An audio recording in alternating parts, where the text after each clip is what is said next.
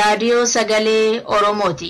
Raadiyoon Sagalee Oromoo torbanitti guyyaa 3 wixata, roobii fi sanbata galgala keessaa sa'a 7 haga 7:30 dambalii gabaabaa meetirbaandii 16 yookaan kiiloohertzii 17,850 irratti qophiilee isiniif dabarsu amma jalqaba. Kun Raadiyoo Sagalee Oromooti.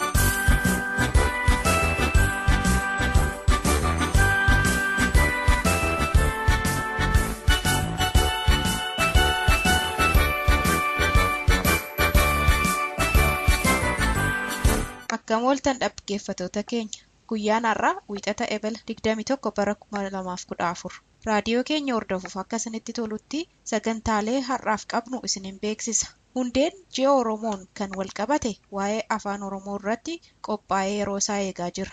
Qophiin fayyaa hawaasaa immoo waa'ee dhukkuba onnee irratti qophaa'ee jira. Hunda dura kan dhiyaatu oduudha. Hankanan isin keessummeessu Ayyaantuu Dameeti. Amma gara oduuttan isin dabarsa. Akkam ooltan dhaggeeffattoota keenya, oduu sa'aatii kanaaf qabnuun isin dhageessisaa. An oduu kan isin dhageessu Seleensee Wadaajootii. Duraan dursee hangafoota oduu. Guyyaan gootota Oromoo biyyoota adda addaa keessatti kabajamaa jira. Lammiileen Itoophiyaa biyyatti deebi'an mootummaa komatan. Naayijeeriyaan shamarran barnoota irraa ukkaanfaman barbaaduu itti fufee jirti. Amma oduu bal'inaan. Maqatureessiin adda addaa adda bilisummaa Oromoo irratti adeemsifamus kaayyoon qabsoo bilisummaa Oromoo hiree murteeffannaa uummata Oromoo dhugoomsuu irraa duubatti akka hin deebine hayyudureen adda bilisummaa Oromoo beeksisan.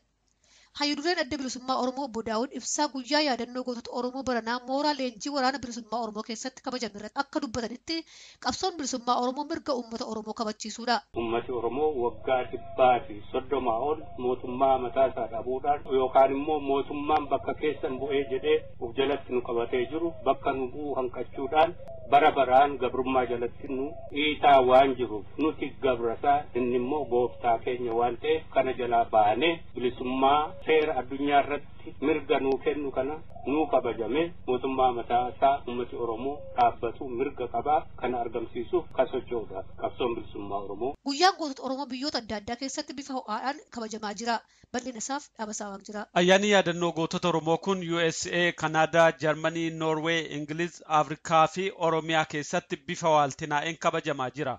Odeeffannoon karaa garaagaraa tamsaasamaa jiran akka hubachiisanitti sabboontonni Oromoo biyya jiran mara keessatti gurmaa'uun ayyaana yaadannoo gootota Oromoo sadarkaa olaanaatti kabajaa jiru. Awustiraaliyaa magaalaa Melbourne keessatti guyyaan kun Ebila 19 bara 2014 waaree booda gootota wareegaman yaadachuu fi haala qabsoon Oromoo keessatti argamu hawaasaaf ibsuu yaadatame. Yaadannoo kanarratti akka ibsametti guyyaan gootota Oromoo mallattoo tokkummaaf diddaa Oromoo ta'utti jira. Ayyaana yaadannoo gootota Oromoo Melbourne keessatti kabajame irratti ittaanaan hayyuduree fi gaafatamaan damee dantaa alaa ABO obbo Bultuun Biyyoo sirna kanarratti ibsa kennaniin qabsoon Oromoo rakkoolee hedduu keessatti mirgoota jajjaboo galmeessa akka jiru ibsan. Uummata Oromoo bakka jirurraa bilisummaa bira ga'uuf waan haga yoonaa goonfate jabeeffachaa kan hafetti guuttachuuf tarkaanfachuu akka qabu dabalanii ibsaniiru. Akka gabaasaalee nu ga'aa jirutti guyyaan gootota Oromoo baranaa biyya Noorwee magaalaa Osloo keessatti sirna ho'aan kabajamee jira. Ayyaanni kun biyya Kanaadaa magaalaa Torontoo keessattis dilbata darbe akka kabajame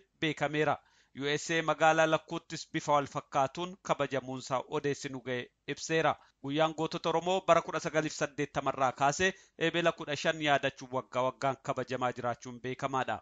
Lammiileen Itoophiyaa biyya alaarraa biyyatti deebi'an mootummaa irratti komii dhiyeessan. Lammiileen Itoophiyaa gara 500 ta'an walgahii ministeera dhimma alaa Finfinnee keessatti qopheesse irratti akka dubbatanitti hojii investimentii gochuuf biyya isaaniitti deebi'anis haalli itti hojii hojjetan hedduu rakkisaadha. Lammiileen kunneen akka ibsanitti caasaan mootummaa hedduun malaammaltummaa malee hojii tokkollee seeraan hin hojjetan. Akka lammiileen kunneen jedhetti hayyama argachuuf haga waggaa 2 eeguu fi sanaa ol deddeebi'uun akkaan mul'atee jira. Biyya Ameerikaa keessa waggaa 30 erga jiraatanii booda hojii investimentii hojjechuuf gara biyyaatti deebi'uu isaanii kan ibsan namni tokko lafa seeraan fudhatan bulchiinsa mootummaan akka saamaman hadheeffatanii ibsuun biyyattii keessatti hojjechuuf haga abdii kutachuutti akka gahan ibsan. Ministeerri dhimma alaa Itoophiyaa obbo Teediroos Adihaanoo marii kanarratti akka dubbatanitti mootummaan dhibdeelee bulchiinsaa furuuf caasaalee adda addaa tolchaa jira. Kanneen biyya alaarraa deebi'an garuu caasaaleen mootummaa kan nama hojjechiisan otuu hin ta'in kan nama baqachiisan. Yeroo ammaa lammiileen Itoophiyaa gara miliyoona 2 fi miliyoona walakkaa biyya alaa akka jiran tilmaamama. Naayijeeriyaan shamarran barnoota irraa torban darbe butaman barbaaduutti jirti. Haga yoonaatti qaamni barattoota kunneen ukkaamse eenyu akka tahe hin beekamne. Akka maddeen oduu ibsanitti torban darbe shamarran barnoota irraa ukkaamfaman 85 keessaa haga yoonaatti kanneen argaman 8 qofaadha. Shamarran 77 ammallee barbaadamaa jiru. Dhimma kana irratti qaamni gaafatamummaa fudhate yoo hin jiraannellee aangawoonni Naayijeeriyaa garuu dhaaba Booko Haram jedhamu shakkaa jiru. Jaarmiyaan Booko Haram jedhamu kun yeroo adda addaatti barnoota warra dhiyaa balaaleffataa akka jiru ni beekama. Sudaan kibbaa keessatti dhumaatiin kamisa darbe raawwatame akka sanyii duguuginsaatti fudhatamuu akka malu caffeen mootummaa gamtoomanii beeksise. Caffichi akka beeksisetti dhumaatiin uummata meeshaa balayyii 58 galaafate dhibbootaan kan lakkaa'aman immoo madoo taasise sun akka gochaa sanyii duguuginsa dhala namaatti fudhatamuu mala. Gochaan akkanaa lamuu akka hin raawwatamneef mootummaan Sudaan kibbaa eegumsa jabaa akka godhu caffeen naga eegumsaa kun gaafatee jira. Oduu sa'aatii kanaaf qabnu kanuma qophii hafe waliin turtii gaarii.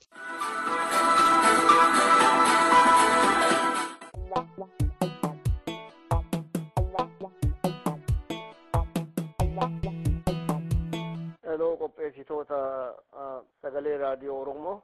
Waan jechuu barbaadu waa'ee Finfinnee fi naannoo isii naannoo Finfinnee ala Finfinnee jala galchuuf deemama jedhamee jedhuurratti namoonni ala jiru biyyoota addunyaa hedduurra jiru karaa USA kana tahee yookaan Austraaliyaa tahee Awurooppaa tahee waan kanarratti illee osoo mala wal gaafatanii miidiyaa jiruttis fayyadamanii Oromoon bakka jiru waan kana amma qilleensi addunyaallee yookaan qabbanti wayyaawaa jira gara ooqaatti deemaa jira akkamitti hiriira baanee warra biyya keessaa falmaa jiruu fi waan tokko tokkos sagaleen akka dhageessifnu osoo mari'atamee guyyaan itti godhamee bakka jirutti namuu bakkuma jirutti akka walitti dhihaatuun wal kakaasee dirqama Oromoo hundaa goonee irratti osoo hojjanneetuma warra biyya keessaa jiruuf sagalee taanee guyyaa tokkoo fi lama hojii irraa hayyama fudhanneetuma guyyaa hojii mootummaa jiru osoo hiriira hii babbaanee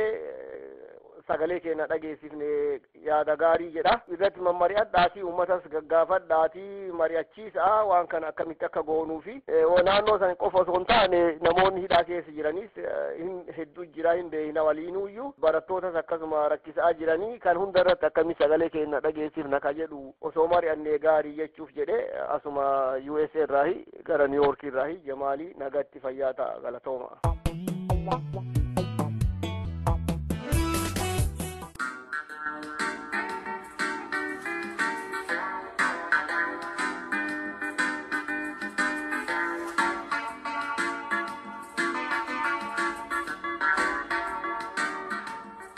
Qophii hundee.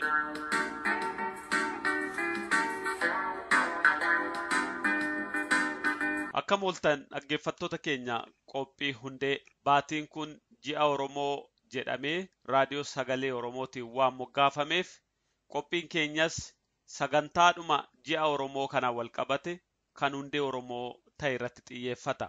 Qophii torbee isiniif dhiyeessine keessatti afaan Oromoo guddisuu keessatti hayyoota ogeessotaa fi namoota ga'ee gurguddaa gumaachan keessaa haga tokko darbinee ilaallee turre.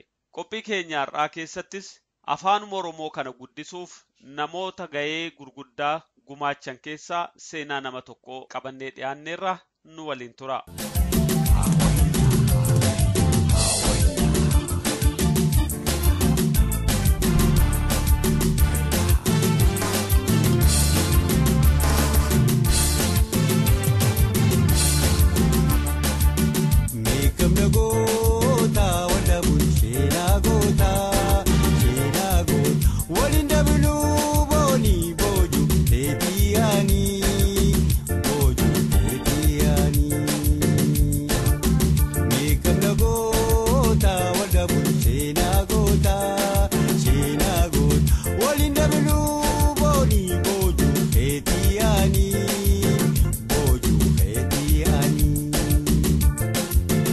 Afaan Oromoo akka jiraatuuf namoonni adda addaa yeroo garaa garaatti wareega gurguddaa baasaniiru.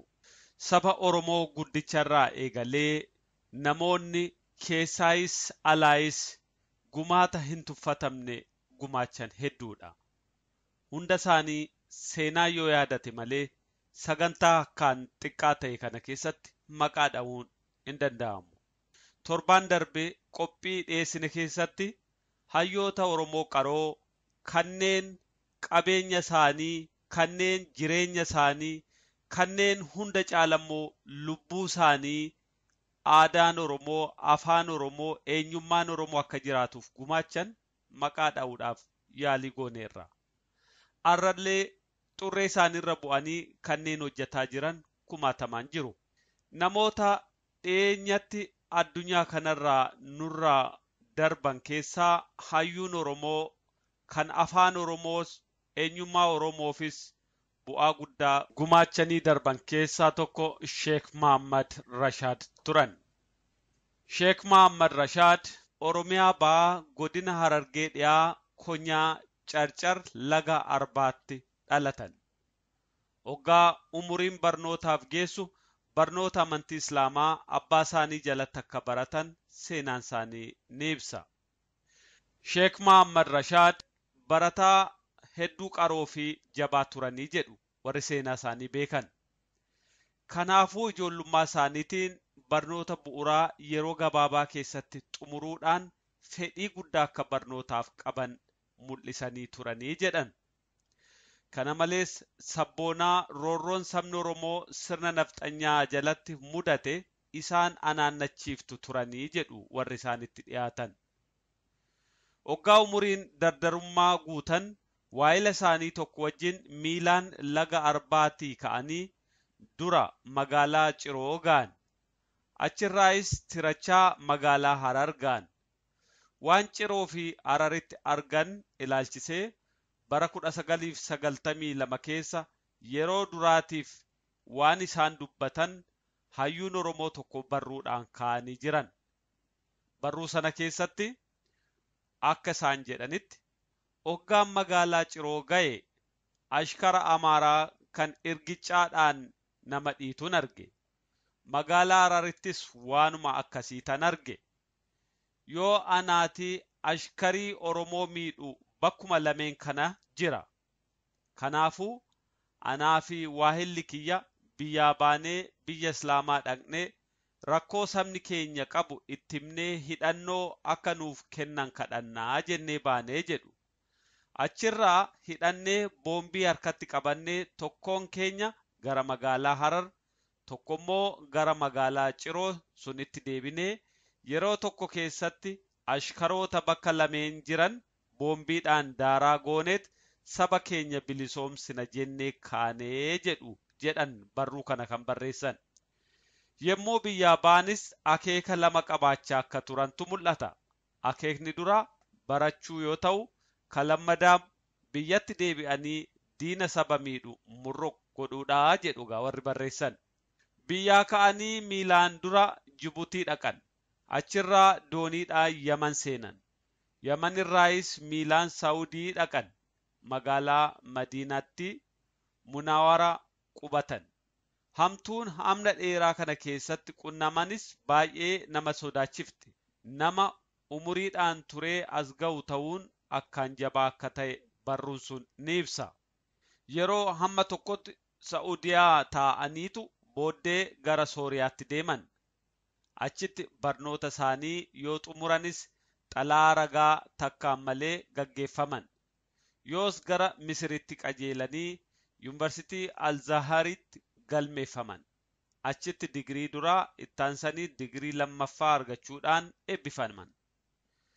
Barnoonni baratanis guddichi yookaan inni muummee barnoota amantii haa ta'u malee barnoota hawaasaa sooshooloojii, xiinqalbii, saayikooloojii, manxiiqa yookaan loojik, xiinqooqa yookaan lingwistik baratanii akka jiran seenaan isaanii ni ibsa.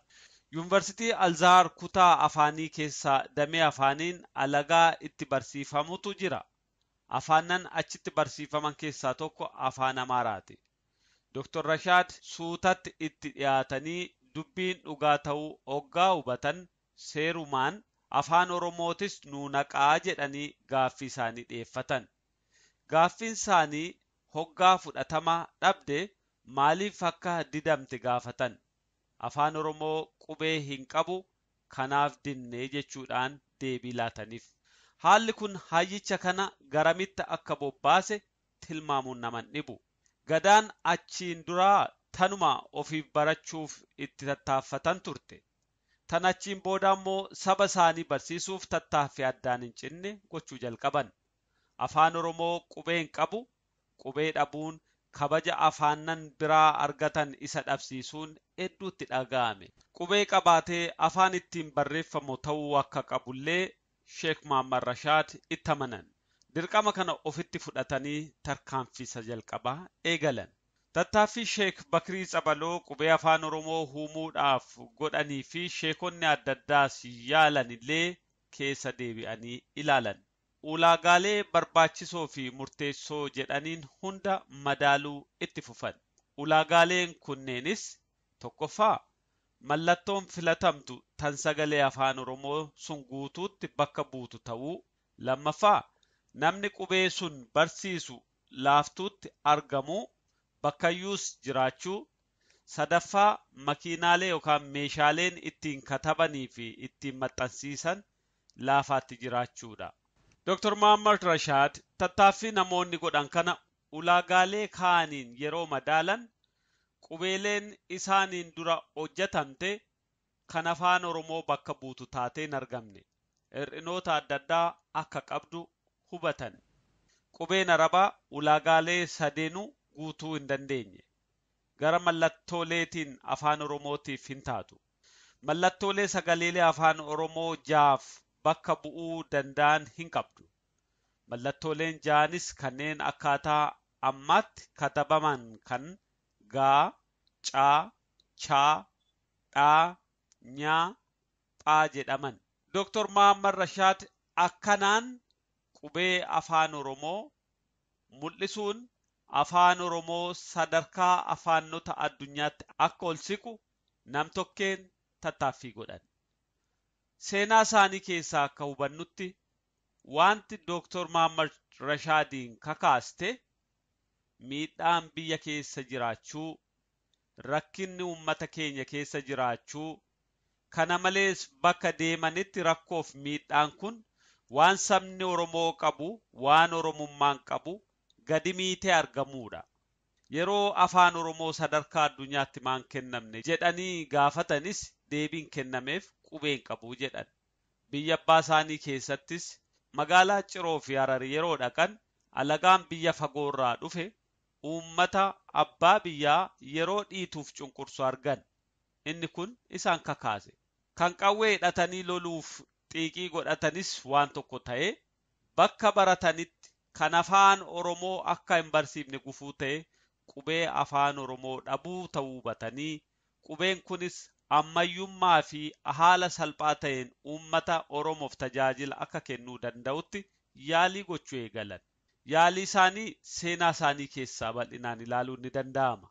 Tattaaffiin isaan afaan Oromoo guddisuu keessatti godhan garuu yoomiyyuu kan dagatamuu miti. Sababa kanaan Dr. Muhammad Rashaad hayyummaa isaanii beekumsaan mirkaneessan qofaa ta'anii mul'anne. Sabboonaa hojiidhaan maalummaa isaanii mul'isan, anaannataa sabaa, kutataa fi jabaa turanii jechuu ni dandeenya. Dr. Muhammad Rashaad amma lubbuun nu biran jiran. Seenaa jireenya isaanii keessatti wanti isaan hundeen Oromoo akka jiraatu akka dhaabbatuuf gumaachan garuu barayyuu ni jiraata. Seenaanis isaan yaadata. Hojii akkanaan hojjetanii addunyaa kanarraa darbuun dhalootaafis, biyyaafis, sabaafis hundeedha. Qophii keenyarraa asumaan xumurraa waan nu waliin turtaniif ulfaadhaa.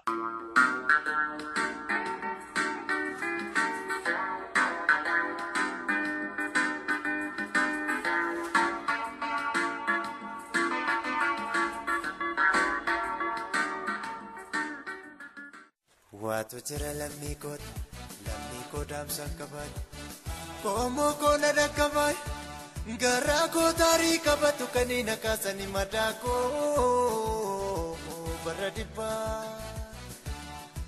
lubbuun barataa meeqaay kan itti wareegame hidhamee reebame.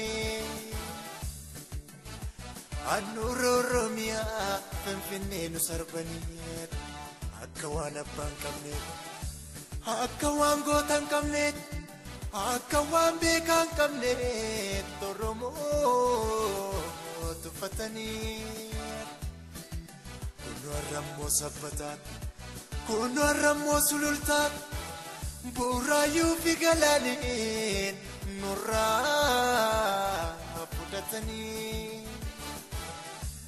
seelaas maaltu jibbaa biyya dammaa faannanii arras nu gurgurachuuf lagaa godhanii seelaas maaltu jibbaa biyya dammaa faannanii nu gurgurachuuf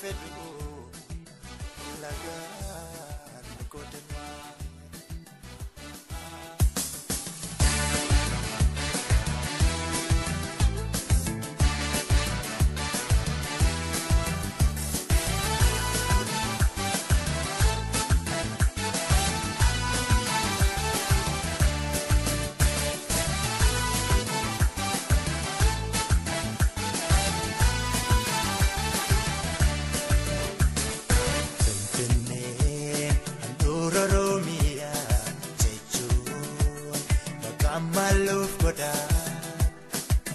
Ergambaraatamne keessatti afaan saba guddaa afaan Oromoodhaa Infammanaa biyya keenyaa hin kenninu murreedinaa buraayyuuf sabbataa gamaa galaanis keenyumaa Finfinnee handhuura Oromiyaa jechuun bakka maluuf godhaa Ergambaraatamne keessatti afaan saba guddaa afaan Oromoodhaa hin barbaannu maqaa biraa karraa dhalannes haadha qabnaa hidda keenyaa ganamaa sanaa Oromiyaan waamnaa.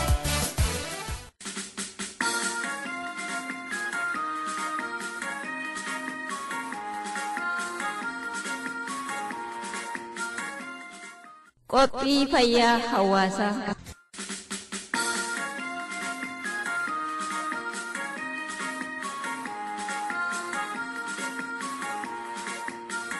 Akkam jirtu kabajamtoota dhaggeeffattoota qophii fayyaa hawaasaa.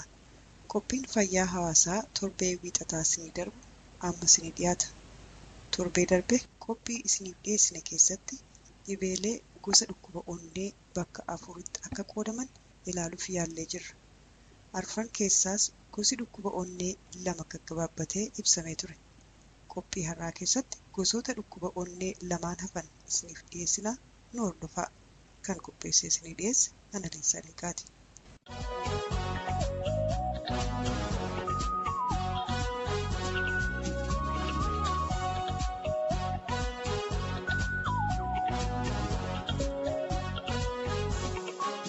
Dhibee hidda onnee. Dhibeen hidda onnee yookaan coronary heart disease kan jedhamu kun dhiigni qaama keenyaaf barbaachisu akka silaa barbaadamutti onnee keenya keessa darbee gara qaama keenyaa keessatti faca'uu yeroo hanqatudha. Kunis sababni isaa hiddi dhiiga qaama keenyaa keessaa yookaan coomi keessatti kan taruudhaan yeroo boombaansaa walitti dhiphataa fi muddamaa dhufudha.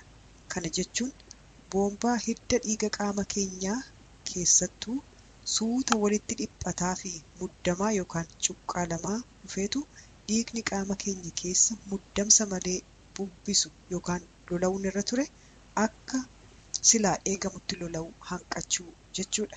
Asirratti wanni hubatamuu qabu cooma hidda dhiiga keessaa yeroo jennu dirqiitti namni tokko qaamaan furdachuuf dhiisuusaa yookaan ishii miti. Wanni ilaalamuu qabu hidda dhiiga keessaa dhiigni muddama malee salphaatti ni lola'a moo hin lola'u kan jedhutu ilaalama. Kana jechuun hidda dhiigaa keessatti coomni kan taree jira moo hin jiru isa jedhutu ilaalama malee namni tokko qaamaan furdateef dhiisee qofaatu ilaalama jechuu miti. Haa ta'u malee furdinni garmaleen garuu hidda dhiigaa keessatti coomni akka kan taru taasisu irratti gahee guddaa akka qabus dagachuu hin qabnu. Dhibeen hidda dhiiga onnee maali? Dhukkuba hidda dhiiga onnee kanaan qabamuu keenya mallattoo akkamiin ofirratti argina? Walumaa gala mallattoon dhukkuba kanaa qaama keenya irratti mul'atu maal kan jedhu ilaalame. Namni dhukkuba hidda onneen qabame yookaan coronary heart disease jedhu kanaan qabame mallattoolee itti aanan kanaan ilaalama yookaan immoo ofirratti arga jechuudha. Dhukkubbii waraansaa fi laalaa laphee yookaan qomaa, dhukkubbii yookiin waraansa saggoo yookaan hirree yookaan qaaruu yookaan immoo mormaa fi dugda keessaa. Hoggaa socho'an dhukkubbiin yookiin laalaan kun akka malee namatti cimuu yookaan muddamuu fi yeroo boqotan garuu namatti laaffachuun mallattoolee dhibee hidda onneeti jedhamanii himaman keessaa hanga tokko.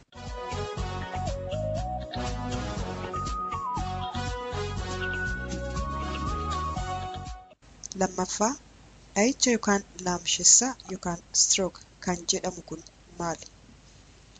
Dha'icha yookaan laamshessaa jedhamee kan beekamu akka qormaatni fayyaa ibsutti yeroo dhiigni qaama keenya keessa bubbisu akka silaa eegamutti lola'ee sammuu yookaan gubbee keenya keessa facaasamuu hanqatudha.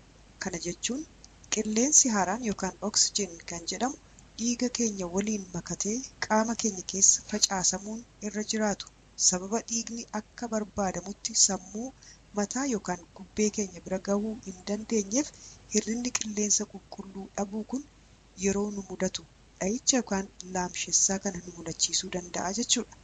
Kunis hiddi dhiiga qaama keenya keessaa rakkoo garaagaraa irraa kan madde yeroo gabaabduuf cuqqaalamuu isaatu kana hunda nu mudachiisa jechuudha.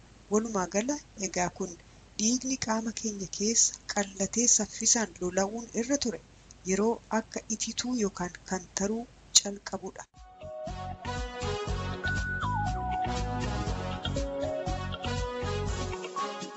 Mallattoon dha'ichaa yookaan laamshessaa kun maali? Tokkoffaa, hadoodina yookaan duddu'ina akkaan jabaa ta'e hirree, fuulaa fi miila irratti namatti dhagahamu. Lammaffaa, dubbachuuf yeroo jedhan arrabni nama xaxamuu, sakaalamuu yookaan giinga'uu, jechoota hiikaa qaban afaanii baasanii dubbachuu hanqachuu yookiin jechootni dubbachuuf yaadan nama duraa baduu barbaadaa turuu, baay'ee harkisanii haasa'uu yookaan dubbachuu yookiin jechoota sammuun yaadan dhiisanii waan biraa dubbachuu. Fakkeenyaaf bishaan naaf kennaa jechuu barbaade garuu arrabaan waraqaa naaf kennaa jechuu fa'a. Yeroo waraqaa itti geessan aaruu fi garuu irra deddeebi'ee waraqaa gaafachuu fa'a. Kanaaf namni dhukkubu sun sammuutti waa'ee bishaanii haa yaadu malee kan inni yookiin isheen afaaniin gaafattu garuu jecha waraqaa jedhudha. Akkuma kana waan namni ittiin jedhus hubachuu dhabuun mallattoo dha'ichaa yookaan laamshessaa kana keessaa isa tokko. Sadaffaa, madaala qaama ofii eeggachuu hanqachuu fi bitintiruu fa'a yookiin kufaatii hin eegamne kufuu, akka jirmaatti lafa rukute yookaan lafa rukutte kan jedhamu jechuudha. Afraffaa, nyaata alanfachuu yookiin alanfachuu dadhabuu yookiin liqimsuu dadhabuu. Shanaffaa, of wallaaluu fi burjaajawiinsa yookiin unconscious yookiin immoo confusion kan jedhudha.